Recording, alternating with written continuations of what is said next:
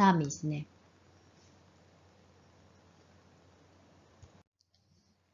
ერთ ლამაზ სოფელში, სადაც ორი მდინარე ერთმანეთს უერთდება, რომელთა დინებად სოფელს ეშხსა და ლაზაც მატებს, სადაც 1000 გვარი ფრინველი ყოველ დილით მადლობას წირავს ღმერთს სითბოსა და დილის ნამისთვის, სადაც ცა განსაკუთრებით ლურჯი და ლამაზია, ცხოვრობს ალექსანდრე ოჯახის წევრებთან ერთად.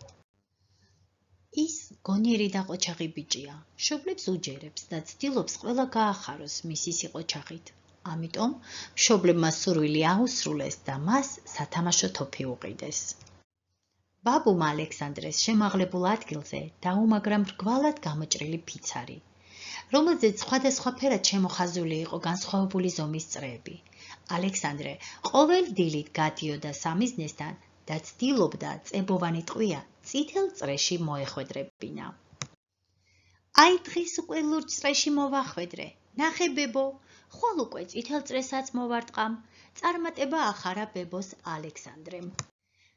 გახარებულმა ბებომ შვილი შეაქო სიბეჯითისთვის, ტკბილეულით გაუმასპინძლდა და ბავშვი სათამაშოდ მეგობრებთან გაუშვა. იცი ზურა, მე დღეს ლურჯ წრეს მოვარტყი. არ მჯერა, აბა თუ შეგიძლია აი ამ ჩიც მოარტყი. არა, ჩიძე სროლა არ შეიძლება. დედამ მითხრა, ჩიც დედიკო და მამიკო ყავს. თუ რამეს ატკენ, ინერვიულებენ, ჭიკჭიკით ვეღარ გაგვახარებენ. სულაც არ მინდა მაგათი ჭიკჭიკი, ყოველ დილით მაღვიძებენ და მოსვენებას არ მაძლევენ. შენ ჯერ პატარა და მშიშარა ხარ. თქვა ზურამ, თუ არა, ტირის თოფი მოიმარჯვა, ალექსანდრემ გააზრებაც ვერ მოასწრო, რომ მის ფეხებთან ბულბულის ბარტყი დავარდა. ეს რა ქენი? ის ხომ პატარა ბარტყია? შესძახა აღშფოთებულმა ალექსანდრემ. ბარტყი ხელში აიყვანა და სახლში გაიქცა. აი ხომ გითხარი, პატარა და მშიშარა ხარ თქო. ესმოდა შორიდან ზურას ხმა ალექსანდრეს. ბავშვი ცრემლებს ძლივს იკავებდა და სირბილს უმატებდა, რომ ბარტყისთვის ეშველა. ფრინველის სახლში მიყვანისთანავე დამშვიდდა და დაწყნარდა ალექსანდრე. ბებომ და ბაბუმ დაათვალიერეს ბარტყი და ჭრილობა დაუმუშავეს. დედიკომ სხვენში ძველი გალი აიპოვა და დროებით ლამაზი თავშესაფარი მოუმზადა ბარტყს. ყოველდღე დილა ადრიან ალექსანდრე გაეღვიძებდა თუ არა, გალიასთან მივიდოდა, თავს მაგიდაზე დადებდა და აკვირდებოდა ფრინველის ჯანმრთელობას. ერთ დილით კი მთელი ოჯახი საოცარმა სტვენამ გააოცა. კართან გაიხედეს და ხის კენწეროზე ბარტყის მსგავსი უფრო დიდი ჩიტი დაინახეს. დედამ აუხსნა ალექსანდრეს, ეს ბულბულია.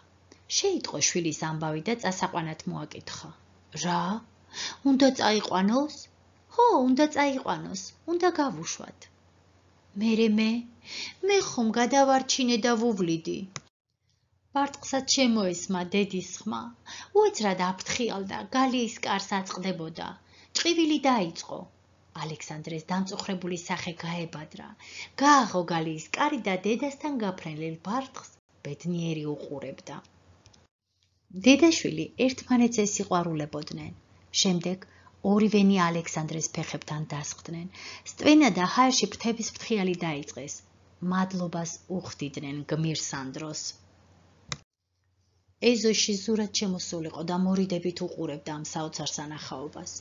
ნახე ზურა, როგორ უხარიათ ერთად ყოფნა. გაცისკროვნებული თვალებით წარმოთქვა ალექსანდრემ. მაპატია, სანდრო. შენ არ ახარ მშიშარა და პატარა. იცი? მაჩვენე შენი სამიზნე და მეც სამიზნეს ვესვრი. ყოველ დილით გარემოს ისევ აღვიძებდა საამური სტვენის ხმები. მერე ბიჭები ერთმანეთს მეგობრულად მოიკითხავდნენ და ერთმანეთს მიზანში სროლაში ეჯიბრებოდნენ. წითელს მოვარტყი დედა, გაისმა ალექსანდრეს ხმა. წებოვანი ტყვია უძრავად იდგა სამიზნეს წითელ წრეში.